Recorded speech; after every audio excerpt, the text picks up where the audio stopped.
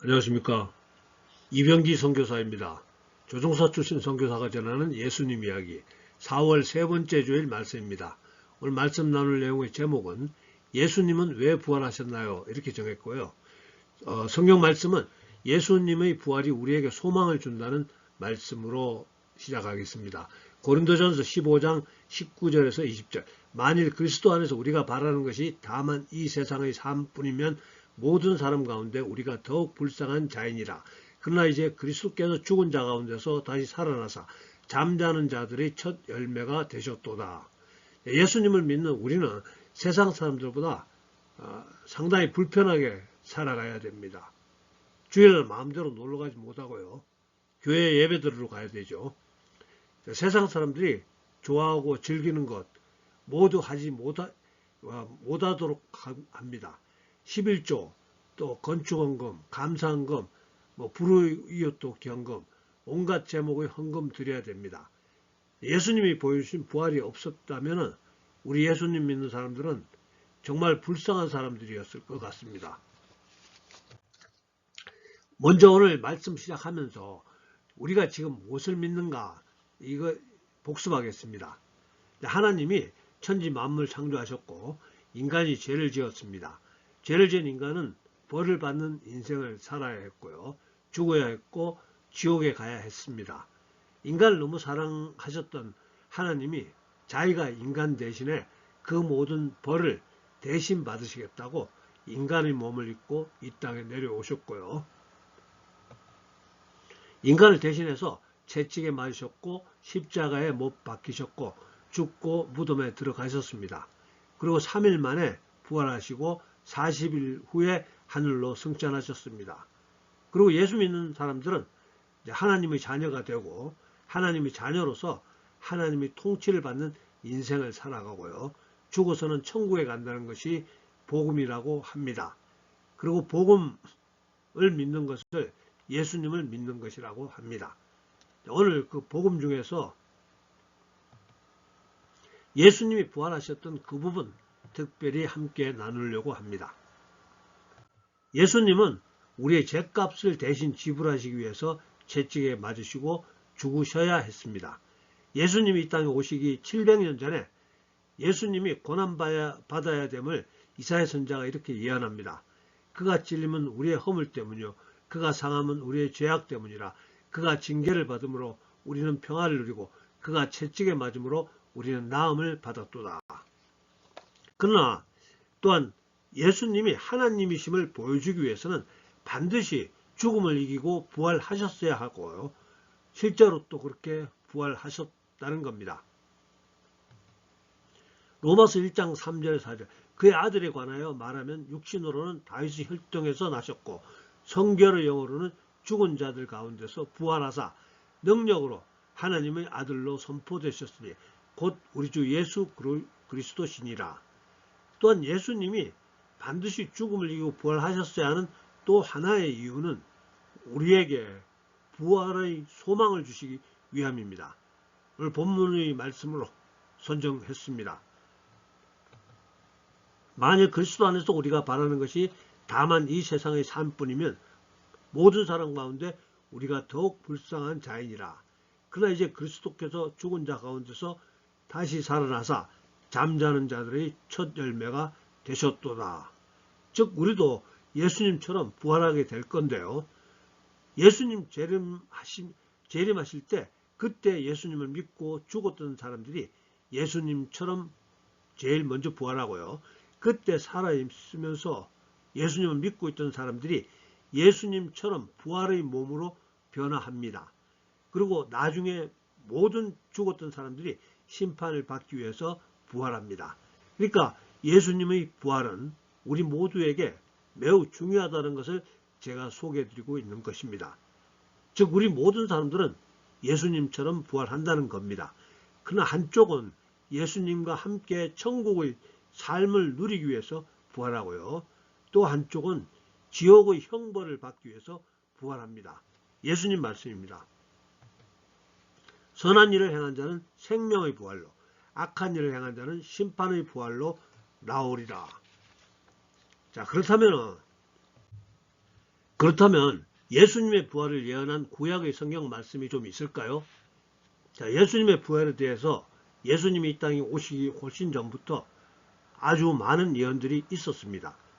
자, 그 중에서 예언적 의미가 담긴 구약 성경 이야기 하나 소개하겠습니다.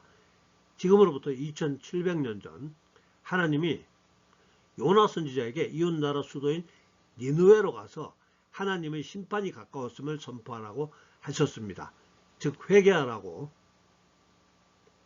그런데 니느웨의 악독함을 너무나 증오했던 요나는 니느웨와 완전히 반대 방향으로 배를 타고 하나님을 피해 도망갑니다. 그러자 하나님이 심한 폭풍을 불게 해서 요나가 탄 배를 침몰 위기에 빠지게 합니다. 선원들은 도대체 누구 때문에 이런 심한 폭풍이 오는지 알아보기 위해서 제비를 뽑고요. 요나가 뽑혔고 선장이 요나를 불러서 자초지종을 물어보니 요나가 그가 대답하되 나는 히브리 사람이요 바다와 육지를 지으신 하늘의 하나님 여호와를 경외하는 자로라 하고 자기가 여호와의 얼굴을 피함인 줄을 그들에게 말하였으므로 무리가 알고 심히 두려워하여 이르되 내가 어찌하여 그렇게 행하였느냐 하니라. 이같이 심한 폭풍이 하나님을 피해 도망가는 요나 때문인 것을 알게 된 선원들이 요나의 제안에 따라서 요나를 바다에 던집니다. 바다는 바로 잠잠해지고요. 아주 큰 물고기가 요나를 꿀꺽 삼켜버리게 되죠. 요나서 1장 7절 여호와께서 이미 큰 물고기를 예비하사 요나를 삼키게 하셨으므로 요나가 밤낮 3일을 물고기 뱃속에 있으니라.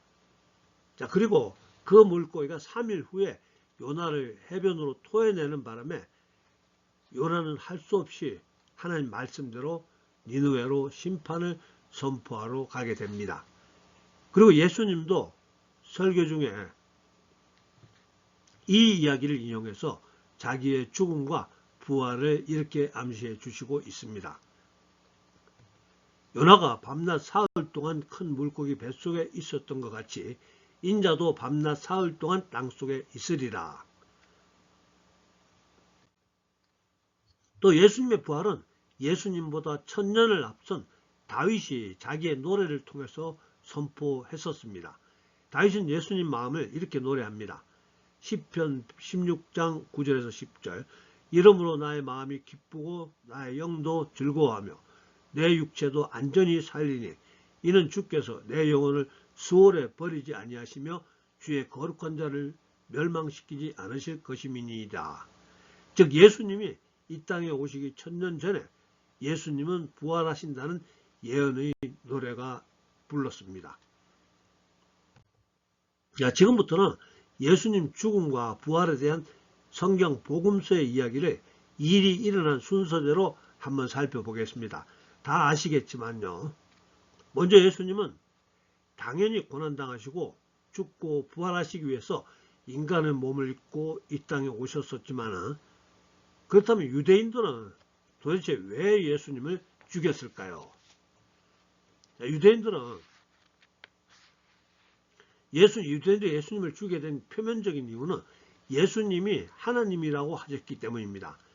즉 자기들은 하나님을 너무 경외해서 하나님 이름도 함부로 부르지 않고 두려워하는데 감히 갈릴리 촌 구석에서 올라온 목수 아들이 스스로 자기가 하나님이라고 주장하면서 자기들을 가르쳐 들었기 때문이라고 합니다. 유대인들이 이로 말미암아 더욱 예수를 죽이고자 하니 이는 안식일을 범할 뿐만 아니라 하나님을 자기의 친아버지라 하여 자기를 하나님과 동등으로 삼으심이라.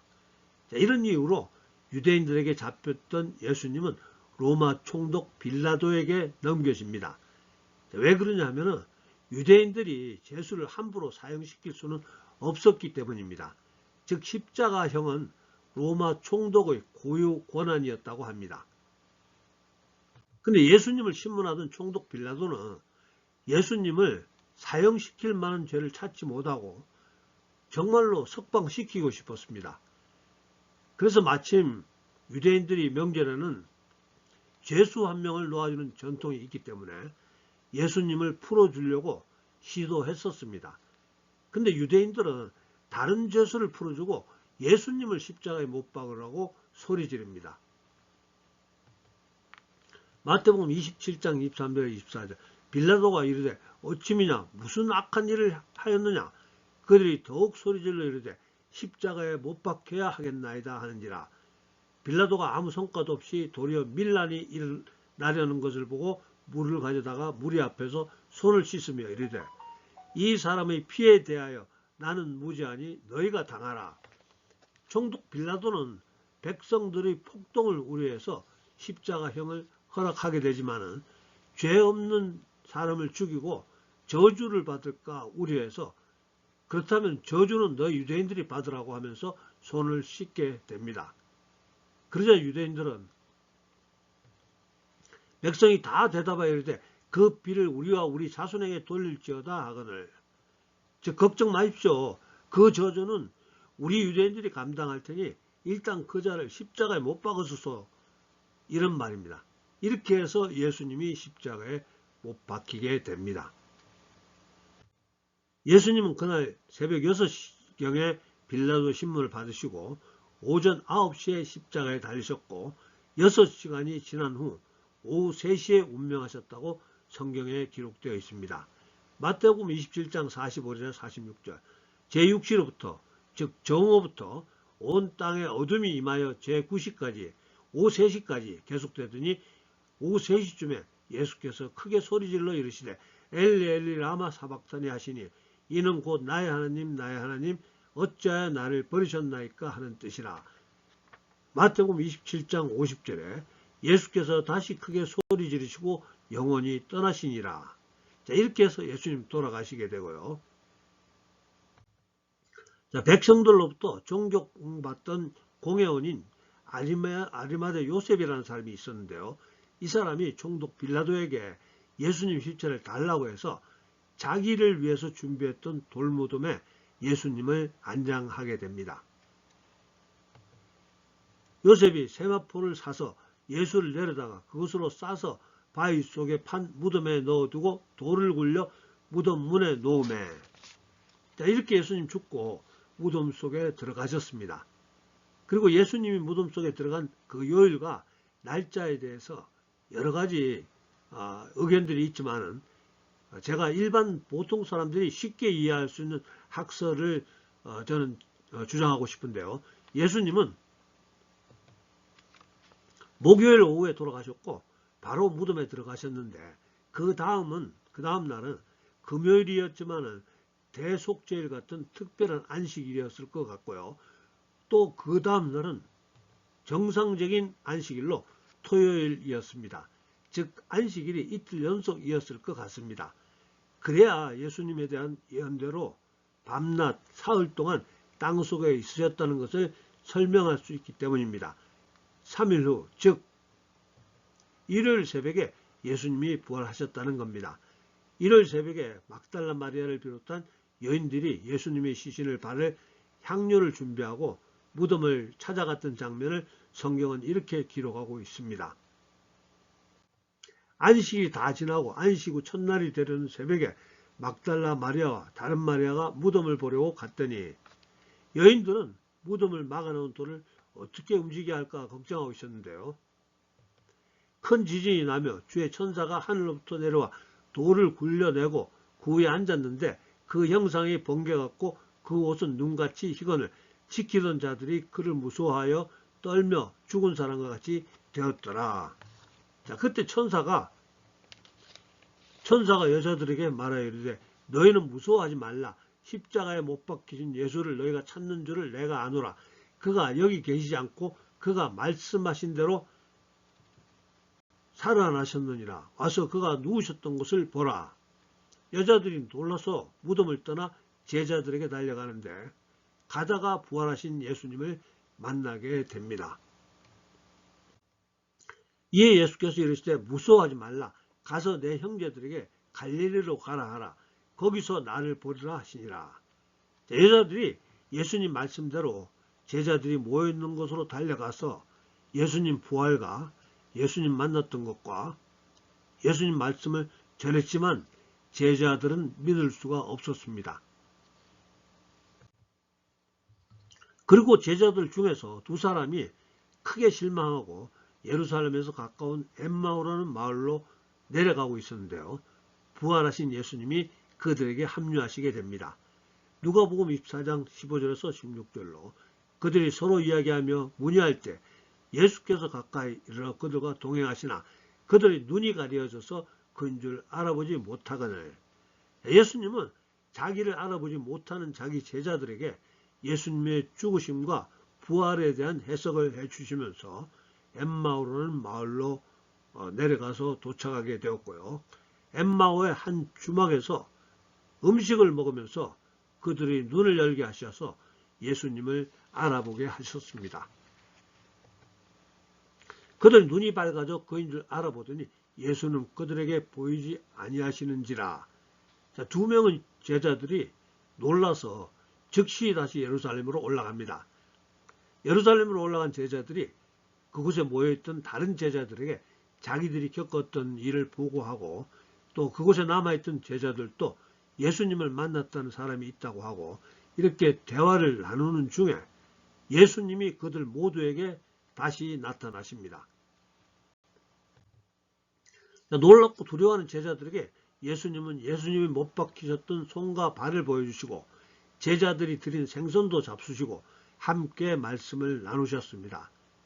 이렇게 간간히 많은 사람들에게 나타나 보여주셨던 예수님은 40일 후에 하늘로 승천하십니다. 예수님 승천하시기 직전에 주신 말씀 다시 한번 소개해 드립니다. 오직 성령이 너에게 임하시면 너희가 권능을 받고 예루살렘과 온 유대와 사마리아와 땅끝까지 이르러 내 증인이 되라 하시니라. 이 말씀을 마치시고 그들이 보는데 올려져 가시니 구름이 그를 가리어 보이지 않게 하더라. 예수님이 죽음과 부활에 관한 성경 이야기 여기까지 소개하고요. 주제별로 조금 더 이야기를 이어가겠습니다. 첫 번째 주제입니다. 유대인들은 죄 없는 예수님을 십자가에 못 박고 무슨 저주를 받았을까요? 자, 총독 빌라도는 백성들이 폭동을 우려해서 하는 수 없이 십자가형을 허락했지만은 자기가 죄 없는 사람을 죽이고 저주를 받을까 우려해서 저주는 너희 유대인들이 받으라고 하면서 손을 씻었습니다. 그러자 유대인들은 그 저주 우리가 감당할 테니 일단 그 자를 십자가에 못 박으소서. 자, 이렇게 해서 예수님이 십자가에 못 박히게 되었죠. 유대인들은 그 당시 로마 식민지로서 로마 황제의 통치를 받고 있었는데요. 얼마 후 로마 황제에 대항하는 반란이 크게 일어났고 그 반란을 진압하려던 로마 군대에 의해서 기원 후 70년에 유대는 완전히 멸망당합니다. 이후 유대인들은 전 세계로 뿔뿔이 흩어져서 유랑하게 되고요. 핍박과 박해를 받게 되는데 유대인들이 가장 지독한 박해는 우리 모두가 잘 아는 홀로코스트입니다. 2차 세계대전 중에 독일 히틀러의 명령에 의해서 600만 명이 가스실에서 학살되었습니다. 2차 대전에서 만약 독일이 승리했다면 정말로 유대인들이 모두 죽었을지도 모릅니다. 이후 유대인들을 불쌍하게 생각했던 전 세계 사람들의 동정적인 지원에 힘입어서 2000년 전에 자기들이 살았던 지금의 그 팔레스타인 땅에 이스라엘이라는 나라를 기적적으로 건국할 수 있었습니다. 이스라엘이 2000년 동안이나 전 세계를 유랑하고 박해받다가 다시 자기들의 땅으로 돌아와서 나라를 재건했다는 것은 성경의 예언이 얼마나 정확한가를 증명하는 한 가지 사례입니다. 엄청난 기적이죠. 예수님보다 600년 앞서 에스겔 선지자가 예언했던 말씀입니다. 에스겔 37장 21절 그들에게 이르기를 주 여호와께서 이같이 말씀하시기를 내가 이스라엘 자손을 잡혀간 여러 나라에서 인도하며 그 사방에서 모아서 그 고국 땅으로 돌아가게 하고, 자, 마찬가지로 이스라엘이라는 나라를 재건했다는 것은 예수님의 예언도 성취되었음을 알게 됩니다. 예수님 말씀입니다. 누가복음 21장 24절 그들이 칼날에 죽임을 당하며 모든 이방에 사로잡혀가 있고 예루살렘은 이방인의 때가 차기까지 이방인들에게 밟히리라. 자, 그러니까 복음이 이방인들에게 거의 전파되어 이방인들의 때가 찼기 때문에 예루살렘이 회복되어야 한다는 말씀입니다. 그리고 이제 2000년 만에 예루살렘이 유대인들에게 회복되었습니다. 자, 그 외에도 이스라엘의 멸망과 회복에 대해서는 수많은 예언들이 있는데요. 이스라엘에 대해서 너무 많은 것을 소개하고 있네요. 자, 아무튼 유대인들은 죄 없는 예수님을 십자가에 못 박고 2000년 동안이나 엄청난 저주 속에 고통받고 있다가 성경의 수많은 예언대로 다시 회복되었습니다. 물론 지금도 이스라엘을 증오하는 국가들에 의해서 그들은 많은 어려움을 겪고 있지만요. 두 번째 주제는 예수님이 무덤에 들어가신 요일이 목요일이 맞습니까? 자, 보통 신학자들은 금요일로 인정하는 것이 정설입니다.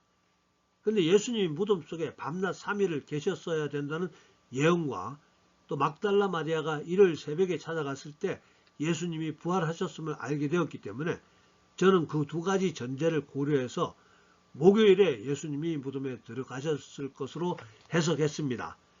신학자들 중에서는 예수님이 무덤에 들어간 요일을 수요일이라고 주장하는 분도 있고 또 저처럼 목요일로 주장하는 분도 있습니다. 사랑하는 성도 여러분, 무슨 요일에 무덤에 들어가셨는가는 전혀 중요하지 않습니다. 저는 단지 믿음이 연약한 분들이 예수님이 자기의 부활을 요나 선지자처럼 밤낮 3일을 무덤에 계셨다고 부활하신다고 선포하셨는데 왜 날짜가 맞지 않느냐 이렇게 의심하지 않도록 그냥 목요일로 주장하고 있는 겁니다. 이해 바라고요. 수요일을 주장하시는 분이나 또 금요일을 주장하시는 분들도 다 나름대로 근거가 있습니다. 저는 인정하고 싶습니다. 그러나 우리 서로 다투지 말고 그냥 넘어갈 수 있기를 기대합니다. 말씀 정리합니다. 오늘 예수님이 부활하셨던 사건 가지고 여러 가지 말씀 나누었는데요.